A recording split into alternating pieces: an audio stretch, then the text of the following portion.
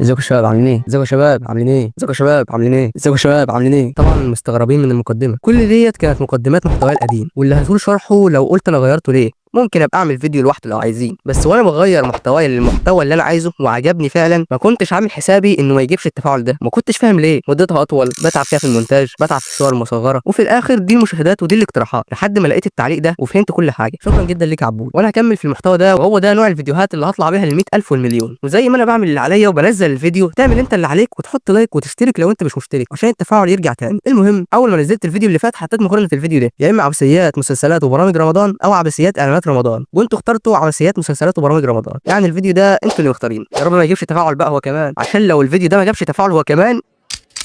المهم هات يلا فازلينك وتعالى معايا على الحمام اوريهولك. بما ان رمضان بيودع، رمضان بيخلص، اللي اخر واحده يا جدعان، والله رمضان بيعدي.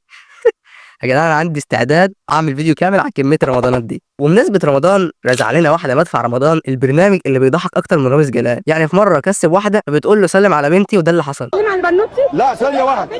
فين بنتي؟ بنتها لا هنجيبها. وواحده تانية كان هيطلعها عمره مثلا. نفسك في عمرة؟ لا انا مش انت بتتكلمي كده ليه يا مارا؟ وواحد قفش ماشي مع صاحبته. والله خطيبتك ولا صاحبتك؟ طب تعالي مع صاحبتك ولا خطيبتك؟ صاحبتي. يا نهار ابيض. ودي في حته ثانيه بقى، ساب الست تتكلم وقعد هو يغني ويرقص. انا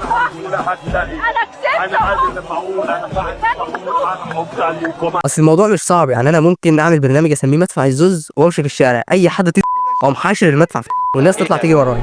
ايه ده محمد رمضان ده ولا مين ده؟ وبعدين مش غريبه، كل رمضان بياخد الترند في رمضان، يعني مسلسلات تنجح، يعمل برامج تنجح، بس في رمضان ده تحسه موجود معانا روحيا. مش فاهمني؟ طب خد عندك ده حماده فتح الله، التهزيق اللي خده من محمد رمضان في جعفر العمده خده من سيد الناس في سيد الناس، وحزقته دي في حته ثانيه. لو قابلته في الشارع وقلت له السلام عليكم هيقول لك ابوكي بلاكي بامك.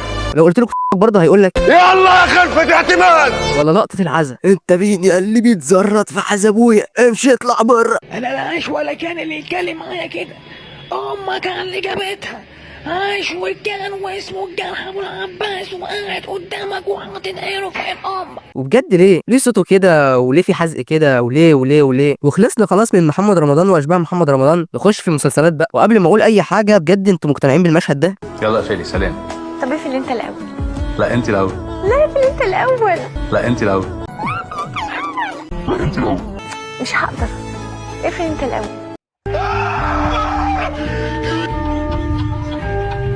يعني المشهد مفشوخ من ايام نكته مره واحد فسه في اللب حمصه، على الاقل النكته ديت لسه فيها قبول عنها شويه. ولا مسلسل حكيم، وايه بقى اللوست عدوا رايح يرميه بصخره قده مرتين، هوب موت نفسه، حاجه في قمه الافلام الهنديه. وطبعا لازم يحط تاتش جعفر العمده. فاكرين صفصف عرفت ازاي ان سيف ابن جعفر العمده؟ هي مش عرفت، هي شكت. بس بص،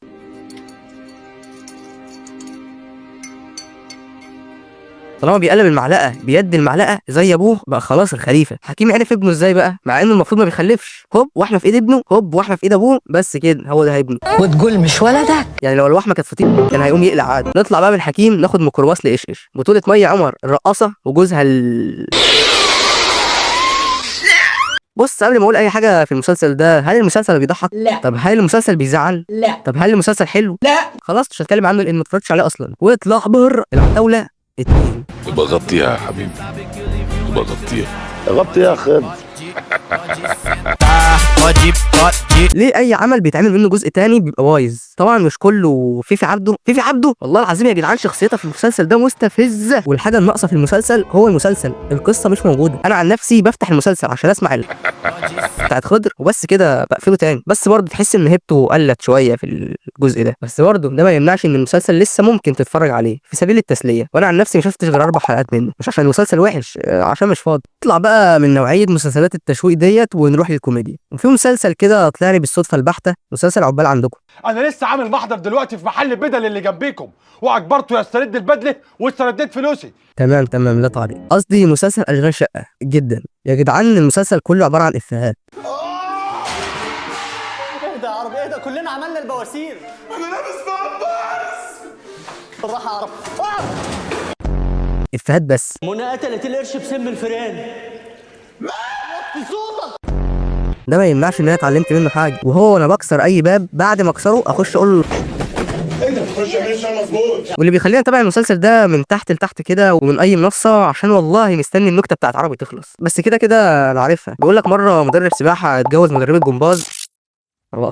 انا كنت فاكر زيك كده ان مسلسلات رمضان كلها على الله، بس طلع في نوعيه محترمه وهادفه وفيها قصه زي لام شمسيه والغاوي ونص الشعب اسمه محمد، مع اني بتفرج على المسلسل ده بس علشان دوره في مسلسل بلطو. ونختم الفيديو ده بمسلسل المداح اللي مش فاهم ليه في منه جزء اول وتاني وتالت ورابع وخامس. يعني انا كنت فاكر ان اللي بيتفرجوا عليه حماده هلال وكام واحد من عيلته، وايه بقى في مداحين في المسلسل ده، واحد طيب وواحد شرير. تفرق ما بينهم ازاي؟ بص كده، بص تعالى معايا، قرب شويه كمان. شايف الشعر البيضه دي؟ حطها في وليه المسلسل كله جن طالع وجن نازل وواحد احمر وواحد اخضر؟ ما تشغلوا قران يا جدعان.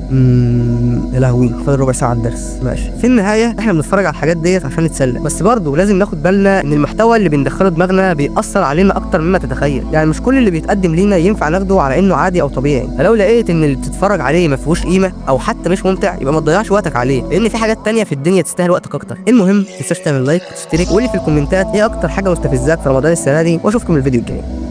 سلام.